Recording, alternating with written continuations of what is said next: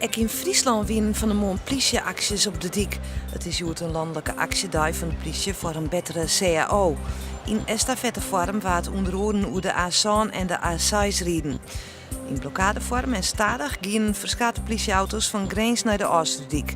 Daar nam de politie van Noord-Holland het oer.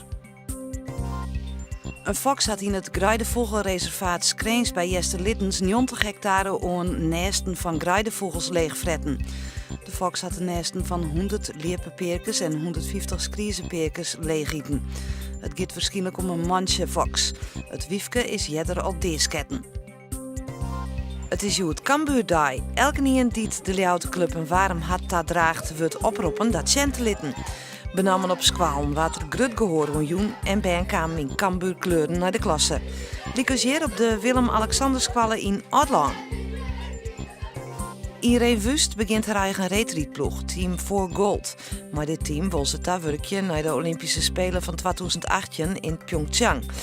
Wust zocht op sportief met een protte kansen omdat ze de regie in eigen handen houden wil. Rutger Thijssen zal haar trainer worden, Gerard Kemkes krijgt een adviserende rol.